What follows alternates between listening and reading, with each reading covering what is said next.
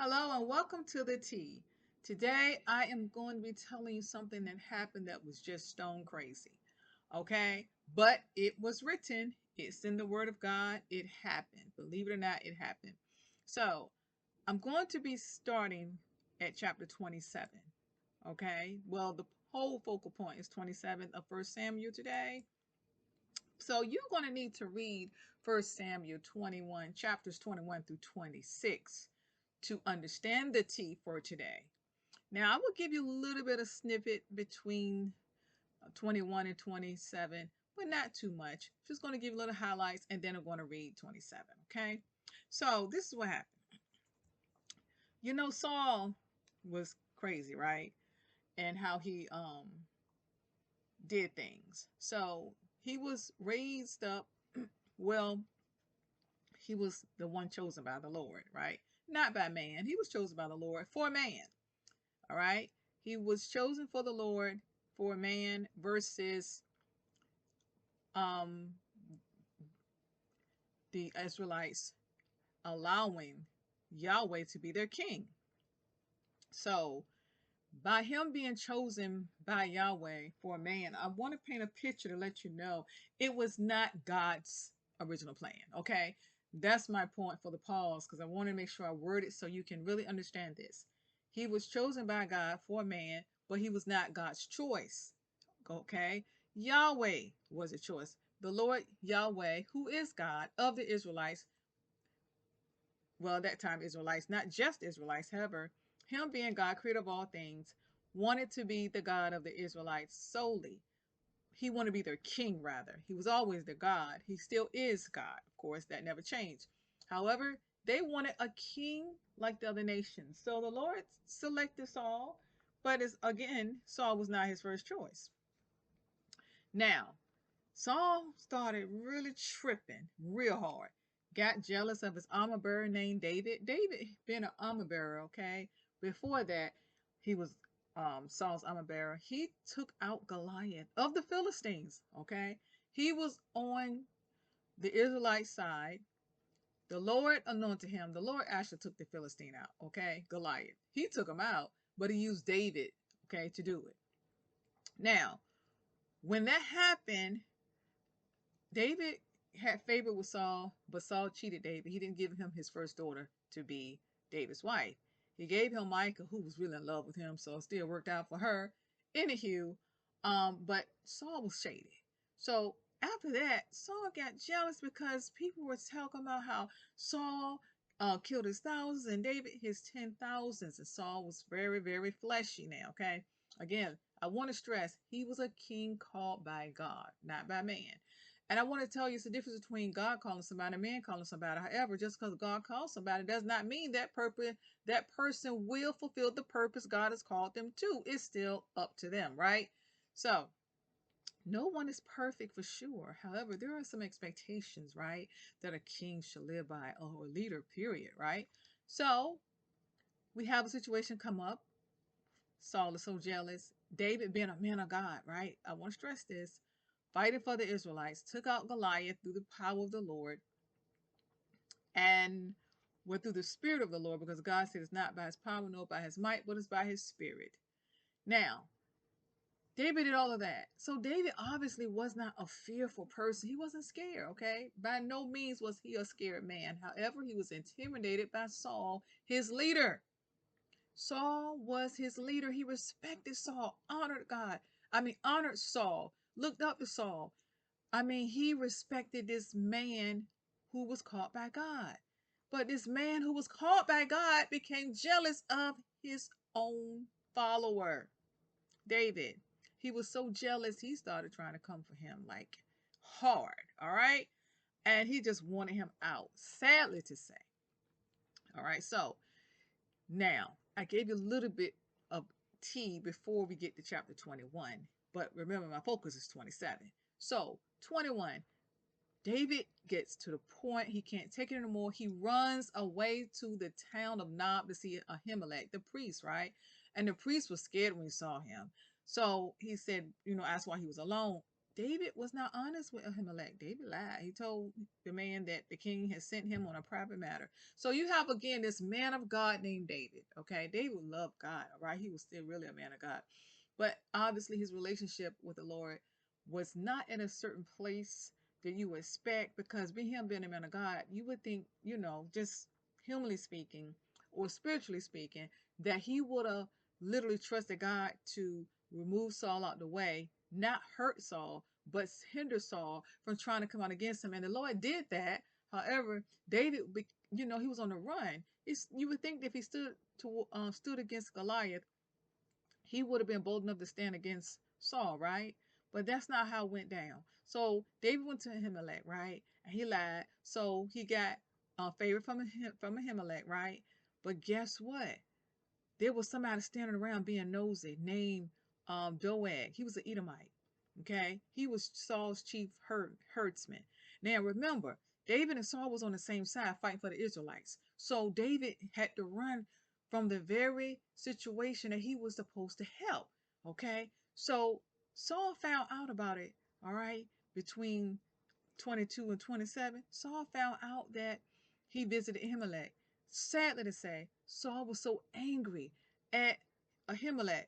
Ahimelech the priest, he really didn't know what was going on. However, Saul didn't even try to listen or try to get understanding. And Saul did something more evil in his anger and took it out on Ahimelech, and not just him, but others too. Okay, that was connected to him, unfortunately. All right. So what happened after that? You got to read it. Okay. So 22 tells you what happened when Saul got angry with Ahimelech. All right. So 23, you see David. Okay. He ran. Oh, he kept running. Okay. And so it said that in 23 how one day the news came to David that the Philistines were at Keilah stealing grain from the threshing floor. And David asked the Lord, should he go attack them? And, the Lord said, yeah. So David went, took his men. Okay. They were afraid, but David's men said they were afraid, there in Judah. So they were like, they certainly didn't want to go to Keilah to fight the whole Philistine army, right? So David asked the Lord again if he should fight. And he said, and the Lord said he was going to help conquer the Philistines. I want to stress this. This is very important. This is extremely important. Please listen to this.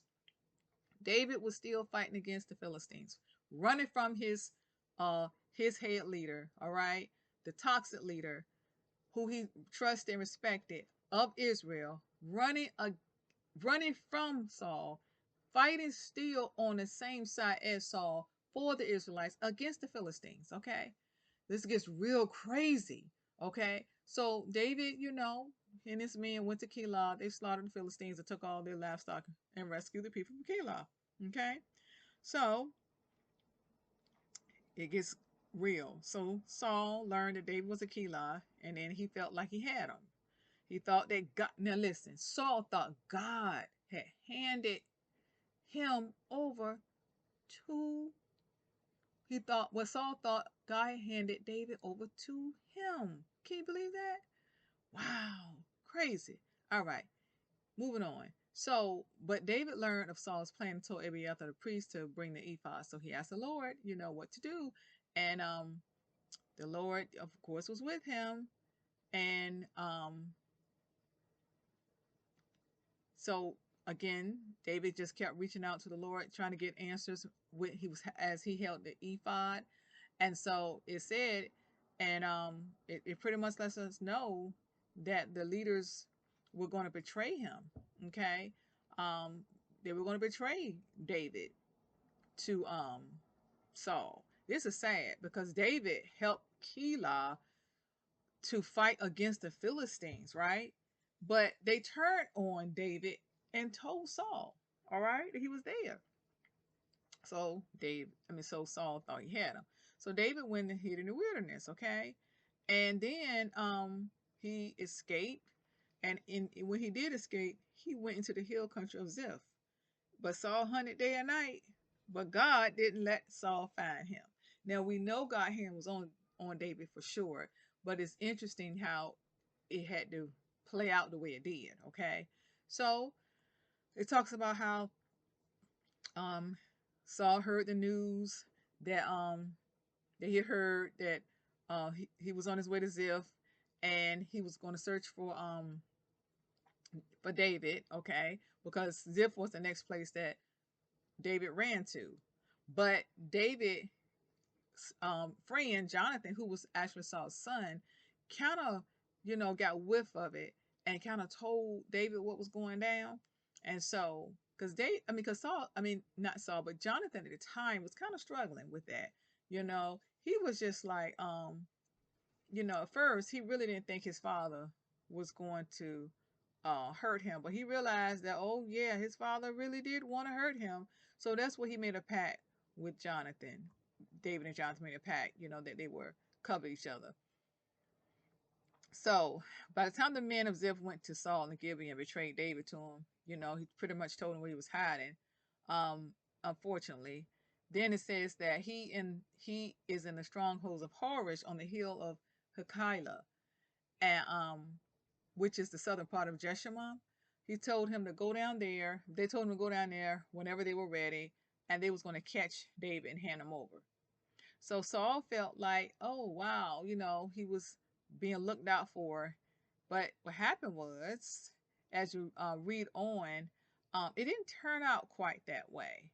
Okay, so although he was trying to track him down, David was like, and this man moved into the wilderness of Maon in the Araba Valley, south of Jeshimon. So when David heard that Saul and his men were searching for him, he went further into the wilderness to a great rock, and he remained there in the wilderness of Moab, but Saul kept after him in the wilderness. So Saul and David were now at opposite sides of the mountain. And so just as Saul and his men began to get close to David, Saul got an urgent message that the Philistines were raiding Israel again. So Saul stopped chasing David and went to fight Philistines. Okay. So ever since that time, the place where David was camped has been called the Rock of Escape. David then went to live in the strongholds of Endogai. Now, this is just, again, it's really getting more crazy. So this is chapter 24. I told you I won't going to tell you this part, but I got to give you a little bit of tea so that you know what's going on when I get 27. Okay.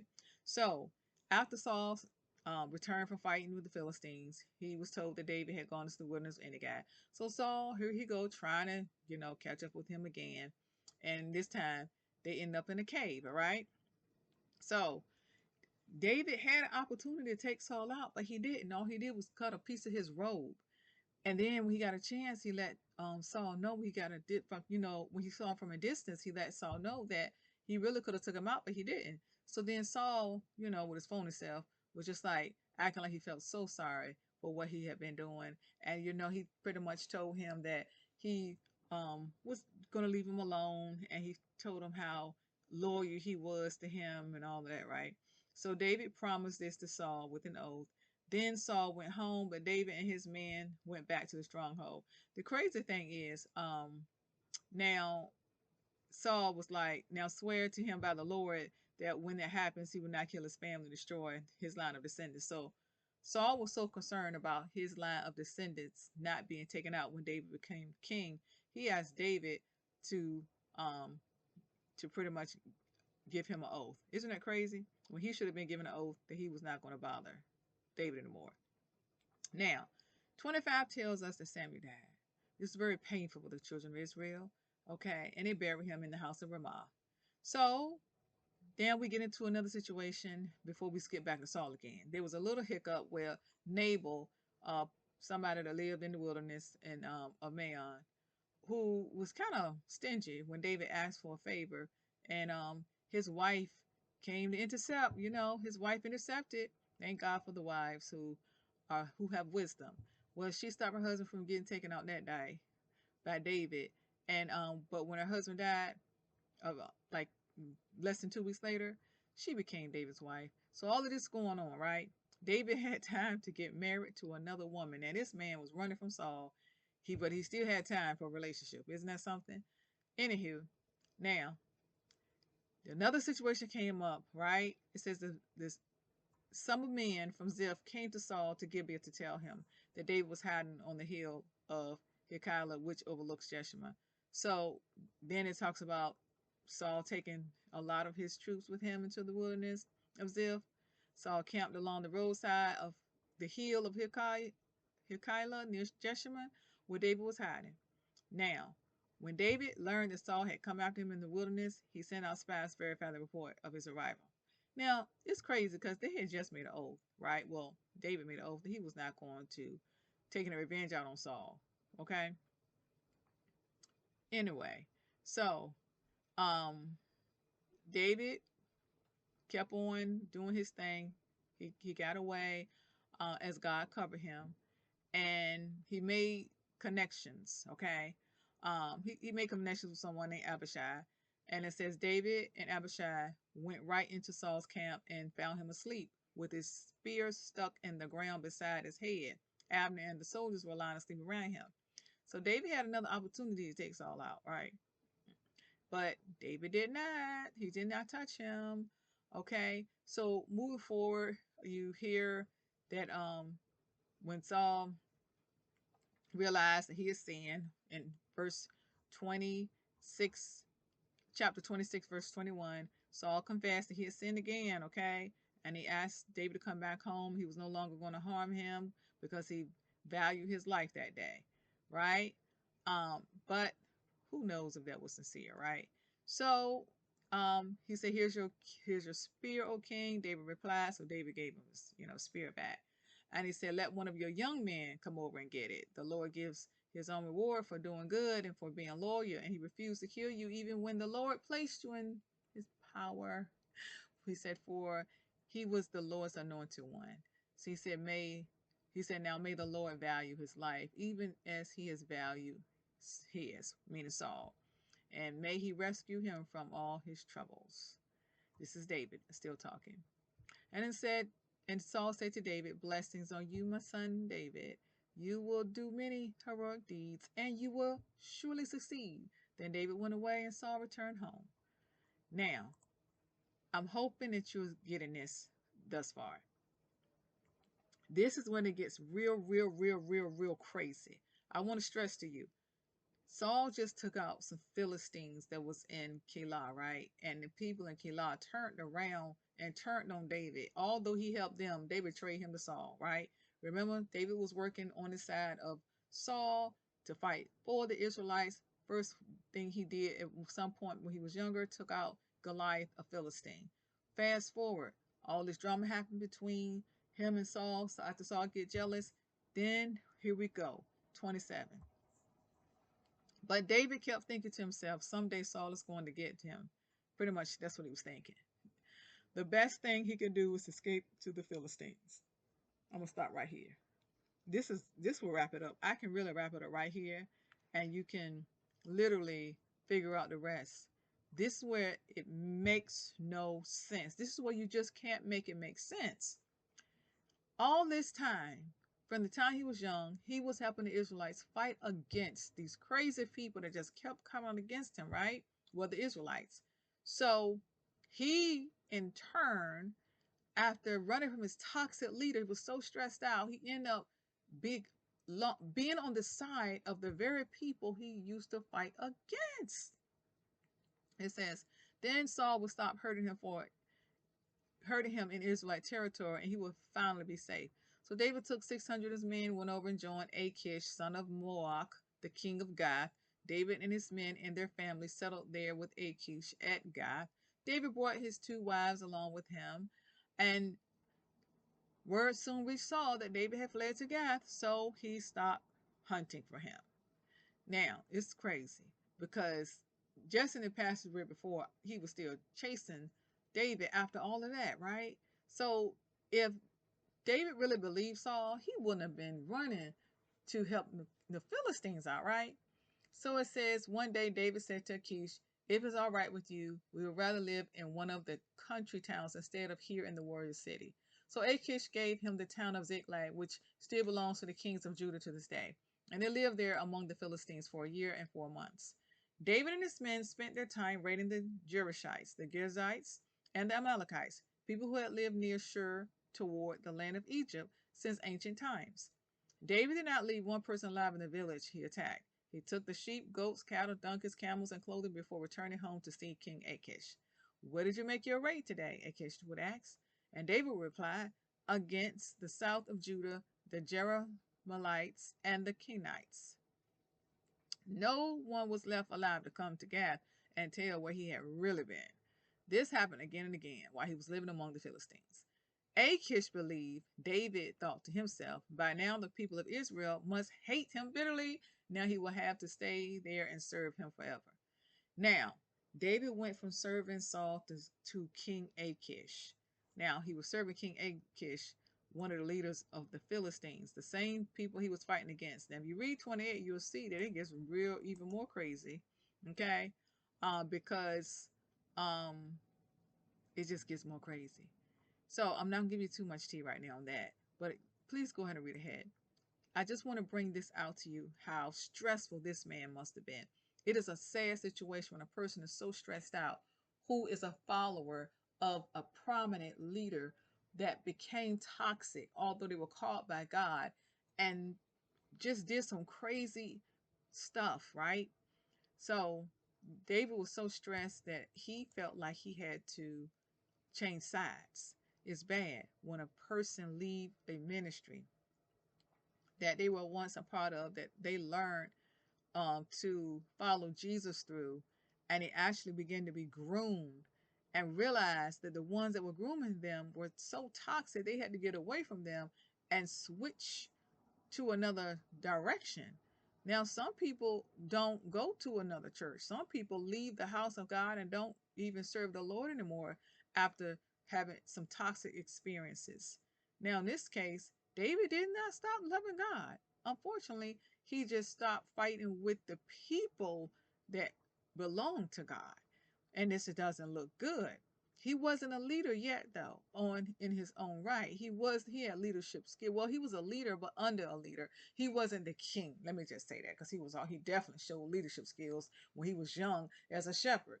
But he was not a king at this time. So this is what went down. And I hope you have really have been able to marinate on this information. And I hope these words have found you well. And until the next time you sit with me, stay focused and enjoy your tea.